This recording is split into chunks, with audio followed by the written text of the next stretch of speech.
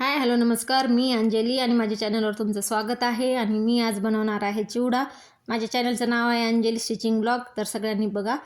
तर मी आज चिवडा बनवणार आहे, त्याच्यामुळे मी हे साहित्य घेतलेलं आहे बघा. हे कांदे घेतलेले आहेत, 4 कांदे आहेत ते मीडियम आकाराचे. आणि भाजलेली फुटाण्याची डाळ आहे, डाळवं पण म्हणतो आपण त्याला. शेंगदाणे आणि कढीपत्ता भरपूर प्रमाणामध्ये. आणि मिरची पण, हिरवी मिरची पण घेतलेली आहे कट करून. आणि इथं पतले पोहे घेतलेले आहेत 1 किलो. बघू शकता तुम्ही. हे पतले पोहे घ्यायचे आहेत आणि मुरमुरे पण घ्यायचे आहेत 1 किलो. दोन्ही मी सम प्रमाणामध्ये घेतलेले आहे. मुरमुरे जे भाजके मुरमुरे असतात ना पॅकेटचे, ते घ्यायचे आहेत. आणि हे दोन्ही समप्रमाणात 1 किलो हे आणि 1 किलो ते पतले पोहे घेतलेले आहेत मी. तर चला मग सुरुवात करूया. आणि जिरं पण आपल्याला वापरायचं आहे फोडणीसाठी. तर आता कढई ठेवलेली आहे गॅसवर मी. आणि कढई गरम होऊ द्यायची. त्याच्यामध्ये 1 ते 2 चमच असं तेल टाकायचं. आणि हे तेल चांगलं गरम झालं का पतले पोहे टाकून घ्यायचे आहेत त्याच्यामध्ये. पतले पोहे टाकताना त्याच्या अगोदर म्हणजे तेलामध्ये आपण चटणी, मीठ, हळद असं टाकून घ्यायचं आहे. आणि प्रत्येक बॅचच्या वेळेस हे असं करायचं आहे, म्हणजे चांगलं कुरकुरीत पोहे तळतात, चांगले गरम करून घ्यायचे आहेत आपल्याला, भाजून घेतल्यासारखंच. तर मी इथं गरम होऊ देत आहे बघा. लाल तिखट आणि हळद आणि मीठ हे असं तेलामध्ये प्रत्येक वेळेस असं तळते वेळेस असं कुरकुरीत भाजून घ्यायचं आहे तेलामध्ये. पतले पोहे छान होतात. आणि जास्त म्हणजे क्रिस्पी होईपर्यंत भाजायचं, जास्त असं बुगा नाही करायचं त्याचा. बारीक झाले तर मग चांगला नाही लागत चिवडा. हलक्या हाताने म्हणजे परतून घ्यायचं आहे ते. आणि कमी गॅसवरच करायचं आहे, नाहीतर खाली लागण्याची शक्यता असते. तर असे पतले पोहे भाजून घेत आहे बघा मी. आणि पतले पोहे आणि मुरमुरे हे अशाच पद्धतीने दोन्ही पण असं भाजून घ्यायचे आणि एका मोठ्या पातेल्यामध्ये असे काढून घ्यायचे आहेत. कारण आपल्याला हे दोन्ही पण एकत्र मिक्स करायचे आहेत. मग हे मी 2-3 बॅच असं दाखवत आहे बघा आता पतले पोहे याचं भाजते वेळेस. आणि हे पोहे छान लागतात आणि 1-2 महिना सहज टिकतात. वाढतरले होत नाहीत. म्हणजे चांगलं त्याला क्रिस्पीपणा जशाला तसाच राहतो. आणि टेस्ट पण चांगली लागते याची. आपल्याला जास्त तेल पण नाही लागत, म्हणजे आपण तेल फोडणीचं त्याच्यामध्ये नाही टाकायचं, फक्त हे तळूनच सगळे जिन्नस टाकायचे आहेत. तर मग आता पतले पोहे भाजून झाल्यानंतर मुरमुरे मी भाजायला घेते नंतर. आणि चांगले पण लागते, टेस्ट लागते. आणि कधी स्नॅक्सला खाण्यासाठी पण चांगलं असते. आता हे दसरा पण होऊन गेला, हे व्हिडिओ लेट मी शूट करत आहे. आणि माझ्या मुलीला मी बाहेर जायचं असल्यामुळे हे बनवून देत आहे बघा. असे 2-4 आयटम मी तिला बाहेर देशामध्ये शिकायला जात आहे, त्याच्यामुळं 2-4 आयटम मी म्हणजे बनवून देत आहे तिच्यासोबत. आता हे मुरमुरे पण मी भाजून घेत आहे बघा. आता आपल्याला हे दोन्ही असे चांगलं म्हणजे क्रिस्पी होईपर्यंत भाजायचं आहे, चांगले कमी गॅसवरच.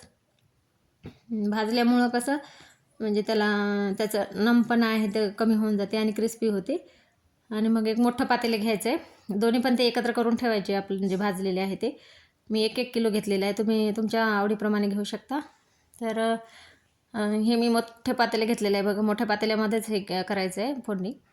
आणि तेल घेतलेलं आहे भरपूर प्रमाणामध्ये, म्हणजे 3-4 वाट्या तेल घेतलेलं आहे. आणि त्याच्यामध्ये मग शेंगदाणे टाकायचे. शेंगदाणे चांगले भाजून घ्यायचे, चांगले लालसर होईपर्यंत. शेंगदाणे छान असे खरपूस झाले का थोडेसे टेस्टी पण लागतात आणि खमंग पण लागतात. थोडं चांगलं होऊ द्यायचं, याला थोडा टाईमच लागतो बघा, 10-10 मिनटं तरी.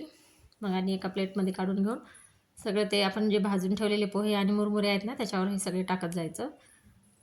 आणि मग नंतर मिरच्या कट करून घेतलेल्या होत्या, हिरव्या मिरच्या, ते पण आपण तळून घ्यायच्या चांगल्या अशा कडक होईपर्यंत. मिरच्या तळून म्हणजे याला पण 10-10 मिनटं सगळ्याला लागतं, 10-15 मिनटं. हे टाईम टेकिंगचं आहे थोडंसं. आणि पण चांगला लागतो, टिकतो चिवडा बरेच दिवस, असं नरम नाही पडत. तर करून बघा तुम्ही. आणि छान आहे ही पद्धत, जास्त म्हणजे तेलकट होत नाही, तेलकट आवडत पण नाही लेकरांना, त्याच्यामुळे मी अशाच पद्धतीनं करते कधी पण. आणि ते काढून घ्यायचं मग आपल्याला जे तळलेलं आहे ते. नंतर मी कढीपत्ता घेतलेला आहे बघा. कढीपत्ता पण आपल्याला खूप प्रमाणामध्ये जास्त घ्यायचा आहे. आणि कढीपत्ता पण आता खूप वेळ लागते कढीपत्त्याला तळायला. मग ते फुल गॅसवरच चांगला तळून घ्यायचा क्रिस्पी होईपर्यंत. पूर्ण त्याचा म्हणजे असं तडतड आवाज येतो, ते पूर्ण कमी झाला पाहिजे आणि असं कडक झाला पाहिजे. मग ते पण काढून घ्यायचं. आणि मग हे डाळवं घेतलेलं आहे ना, फुटाण्याची डाळ पण म्हणतात ना, तर फुटाण्याची डाळ ही पण चांगलं, ती भाजकीच असते पहिल्याच, भाजलेली असते, त्याला जास्त असं लालसर नाही करायचं, थोडंसं भाजून घ्यायचं आहे, म्हणजे तेलामध्ये तळूनच घ्यायचं आहे चांगलं. आणि मग काढून ठेवायचं.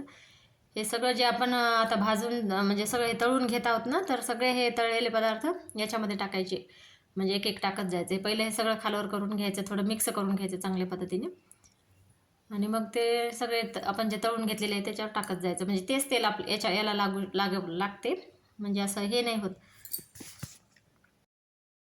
आणि मग हे सगळं जे आपण तळलेलं आहे ते टाकायचं त्याच्यावर. एवढं तेल असते बघा. एवढं तेल जर टाकलं आपण तर ते किती तेलकट होऊ शकतो चिवडा. तर एवढं तेल नाही टाकायचं, फक्त तळण्यासाठीच आपण वापरत आहोत तेल. बाकीच्या याच्यामध्ये बिलकुलच तेलाचा वापर नाही करायचा. आणि याचंच तेल आपल्याला भरपूर होते. ते आता तळूनच घेतलेले आहेत ना सगळे पदार्थ, तर ते त्याचं तेल सगळं त्याला लागून जाते आणि तेल टाकायची गरज पण पडत नाही. मग मिरची वगैरे हे सगळं तळून घ्यायचं चांगलं कडक असं लालसर होईपर्यंत आणि मिरची पण मग टाकून घ्यायची त्याच्यावर आणि सगळ्यात जास्त मग जिरं लास्टला टाकायचं. जिरं तडतड झालं काच कांदा आणि जिरं सगळ्यात शेवटी टाकायचं, कारण मग कांदा जर पहिल्यांदा आपण तळून घेतला तर ते लूज म्हणजे ते तेल त्याच्यात चव नाही लागणार त्याची चांगली. आणि मग सगळ्यात लास्टला कांदा ठेवायचा, म्हणजे भरपूर वेळ लागतो कांद्याला तळायला. तर मग असं पहिल्यांदा जिरं टाकून घ्यायचं आणि जिरं टाकलं तर तडतड होऊ द्यायचं, त्याला चांगलं खमंग होऊ द्यायचं, भात तळून घ्यायचं. नंतर आपण कांदा टाकून घ्यायचा त्याच्यामध्ये, जे आपण स्लायसेस करून घेतलेले आहे ना, बारीक बारीक चिरायचं आहे कांद्याला. तर मग अशा पद्धतीने टाकून घ्यायचं पूर्ण कांदा. थोडंसं 10-15 मिनटं त्याला पण लागतो, तर कांदा चांगल्या पद्धतीने तळून घ्यायचा चांगलं लालसर होईपर्यंत. जर थोडा जरी नम असला ना, कांदा नरम असला तर ते त्या चिवड्याला लागून मग चिवडा पण नरम होतो, त्याच्यामुळे ते चांगला क्रिस्पी होऊ द्यायचा, लालसर पण येऊ द्यायचं त्याला.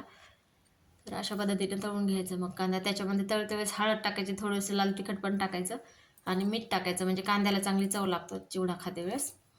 आणि ते सगळं त्या चिवड्यामध्ये पण मिक्स होते. मग अशा पद्धतीने तळून घ्यायचं. थोडा वेळ लागतो याला, तर पण चांगलं होतं. करून बघा तुम्ही आवडल्यास. आणि आवडल्यास माझ्या चॅनलला लाईक करा, शेअर करा आणि सबस्क्राईब करा, कमेंट पण करा.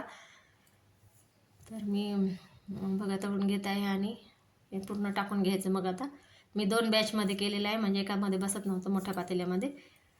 तर इकडे काय आणि तिकडे काय घेतलेलं आहे बघा. छान लागतो खायला पण चिवडा आणि टिकतो पण 2-3 महिने आरामशीर. आता दिवाळी पण येत आहे, दिवाळीचे पण सणासुदीचे दिवस आले, काही सगळं करावंच लागतं. पण हे माझ्या मुलीसाठी मी बनवत आहे, कारण काय तिला मग एकदा गेली बाहेर देशात, त्याच्यामुळे हे भेटत नाही आणि स्नॅक्स आयटम थोडेसे घरचे कधी कधी खायला थोडं चांगलं पण वाटतात. तर मग हे चांगल्या पद्धतीने मिक्स करायचं आणि आपण तळते वेळेस जे चिवडा म्हणजे पतले पोहे आणि मुरमुऱ्याला मीठ टाकलं होतं ना, लाल तिखट मीठ, परत मीठ वगैरे टाकायची काहीही गरज लागत नाही, कारण प्रत्येक बॅचच्या वेळेस आपण मीठ, तेल आणि हळद असं टाकून घेतलेलं होतं आणि मिरची पावडर पण, त्याच्यामुळे डबल टाकायची काही गरज नसते. आणि हिरव्या मिरच्या पण आपण तळून घेतलेल्या आहेत, त्याच्यामुळे त्याची पण टेस्ट असते चांगली तिखट. तर अशा पद्धतीने होऊन जातो आपला चिवडा. करून बघा तुम्ही. आणि माझे व्हिडिओ बघण्याबद्दल थँक्यू, धन्यवाद. आणि असेच बघत जा आणि मला कमेंट पण करत जा, लाईक शेअर आणि सबस्क्राईब पण करा. थँक्यू.